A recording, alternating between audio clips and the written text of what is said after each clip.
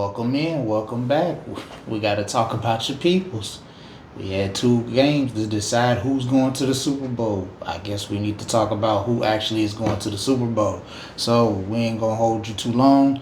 We're gonna start with the Patriots and Denver. So those of you that didn't know, Bo Nix was not playing in this game. So Jared Stidham, uh, journeyman quarterback, was gonna fill in for your boy.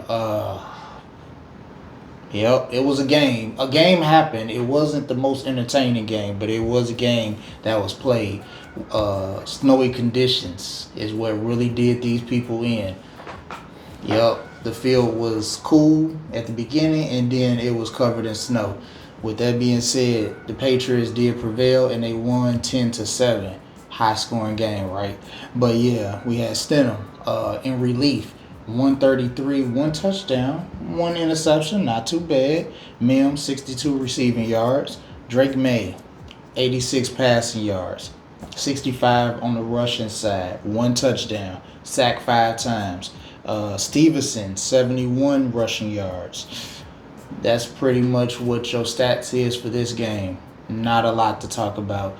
There wasn't too much that Denver could have done because you are putting a backup in one of the most pivotal games of the year. This man hasn't started in a long time, unfortunately for him. But for him to come in 133, I guess he did give you a chance, but it didn't happen. Drake May was the bigger issue. He was rattled 5 times. I know the weather was not the best, but you expect more than 86 passing yards from Drake May. But once again, he plays a top defense and he makes a way. This team has made a way all through these playoffs. Been playing these top 5 defenses in Denver, Houston, and the Chargers. And here it is. The boys going to a Super Bowl on top of MVP finalists. So, I mean, something is going on over there in New England. Something good is happening, of course. But, yeah, New England, 141 rushing yards against the second best rush defense in Denver. Denver only got 70 yards rushing. You wanted to see them get more because you knew Jared Stidham wasn't going to light them up with the passing. I don't care what Sean Payton says. You knew it was going to be more of a, we need to hand this ball off and not put him in position to throw the ball 30 times. You knew that coming in. And this is one of Denver's Achilles heel. Without Bo Nix, the rushing game does not look that great. I know Dobbs has been injured, and he is a serviceable back, of course, but he's not your heavy workload. He's never been asked to do that, but going forward, maybe Denver does find that workhorse back and take some of that relief off of Bo Nix because you don't want him doing too much of the running. You don't want your quarterback being your leading rusher all the time, but a lot of these games, Bo Nix has been that rushing leader for the team, and since he wasn't there, this is the result we get. Denver didn't go for it didn't go for the field goal. That would have put them up 10-0 in the second quarter. Sean Payton said he felt good about the momentum. It was the second quarter. I know people think that's how they lost the game. I guess it would be because that leaves you to have 10, but who knows what New England would have done after that. You're already behind the 8 ball. You don't have a fully staffed team. So I know points is at a premium, but it's still a second quarter. There was a lot of football to be played. And even if you do go for it, who's to say you make that kick? The weather had already started doing what it was going to do. So it didn't look like you expected them to get more than, 3 points. You expect them to score in the second half at least. But it didn't happen for them. Jared Stidham going backwards with the fumble. You probably need to just dirt that, dirt it or throw it away. Maybe it was desperation to make something happen, happy feet, whatever the case may be. But that also caused the fumble, which created a touchdown. I mean, put them in position to score a touchdown. So it's like a lot of different things outside of that field goal happened that led Denver to their demise. Did anybody think they was going to win? Probably not. Outside of Denver, probably not too many people, but I don't think a field goal in the second quarter killed you like that. Maybe it did, I just don't think so. But so going forward, we got Denver. Looks like you pretty much gonna run it back. 14 wins. You pretty much gonna run it back. Bo Nix, he's gonna be out for 12 weeks. That's good news because you have 8 months to get ready for the next season. So he'll be well into his rehab, ready to go by training camp. That's what we believe him for. So with that being said, I think Denver, you don't have many free agents. John Franklin Myers, he's on that defensive line, got you 7 sacks this year. Jaquil McMillan got 2 interceptions, also got the game-winning interception against Buffalo. Those are your major free agents. You can probably re-sign them or, look to the draft. I mean, either way, I think this team is going to pretty much be the same team going forward. So with the injuries to Kansas City, of course, Mahomes probably won't be back, so they're still undecided. You have the Chargers, of course, but you had the Chargers this year, so it didn't really interrupt what you did this year. So I think Denver is poised to have another good season under your boy Sean Payton. I'm sorry, but other than that, I can't really say too much about this game. It just seemed like it was a snowy mess, and nobody really knew what to do. Drake May, on the other hand, he becomes the second youngest quarterback since the great Dan Marino to make a Super Bowl.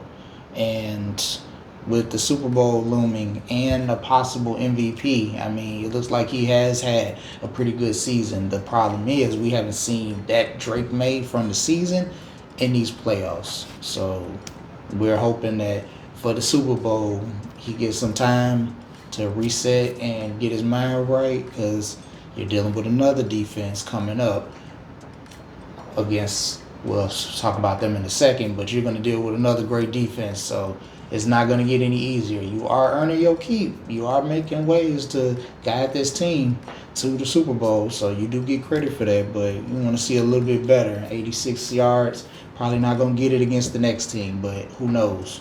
We'll see. So we got New England.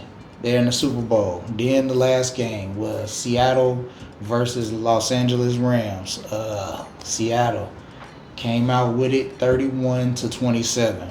Darnold, 346, 3 touchdowns. Walker, 69 yards. Jackson Smith, 153, 1 touchdown.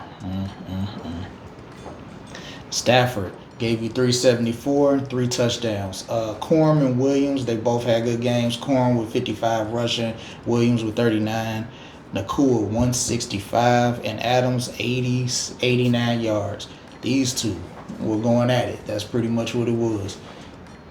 If the Super Bowl is a disappointment to some of you, if you got to watch that game, that'll probably make up for that, because that was a pretty good game going back and forth. You knew them two teams, they know each other well. They wasn't going to give it over to each other lightly, and they did not disappoint. A big problem for this game was special teams, Rams with the special teams.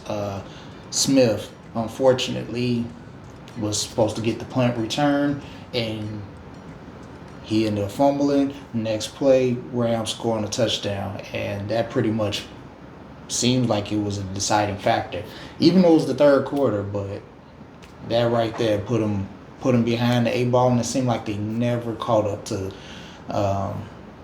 Seattle after that. The Rams, you have had too many issues with the special teams. It's been a problem, a nightmare the whole year. When you are doing a punt return, I think he knows this. I don't think he would do it twice. But Smith, trying to catch the ball that's punted 50 yards on your back, like sitting on your behind, holding your hands up, that's too much pressure put on you. You probably need to just run away from the ball, let it fly where it needs to fly. If your offense gets it on the 1 or 2 yard line, so be it. Let them handle that. But you don't want to put yourself in that position, because see what it did. You tried to make a play, and then you ended up not securing the ball. And this is not the game for that. Seattle is too good. They make up for mistakes. When you make mistakes, they create points. So you got to be careful with that. going forward. But the Rams were 1-8 on third down. That was a big problem as well. Seattle 7-13 on third down. Usually, this Rams defense, seventh overall against third down, did not come up in those big situations. They did get to Darnold 3 times, 3 sacks. You would have liked to see more, though. You would like to see more. Jackson Smith Enigma, he torched his secondary. Whenever they needed to play, he was available. That was Darnold. Darnold made it a point that that's who he was going to go to, and regardless of what happened, that's who he went to. On the other side, Nakua and Adams, they did heat up, and they had their respectable good games as well. But Jackson Smith Enigma, he shows why he leads the league in receiving yards, because no matter what they did or what they thought they was going to do, he went around it and he was able to make plays, and that was pretty much your game. So going forward, we have the Rams. You got 2 first-round picks. You got the Falcons' first-round pick. You got yours. So you're looking at about 13 and 29. You got Curl. You got Durant, Kendricks. A lot of guys in your secondary are free agents. That's probably where you need to improve at, is the secondary. You do have the guys up front. They probably need to get a little bit better finishing their sacks, but this is still a young front four, even with your linebacking.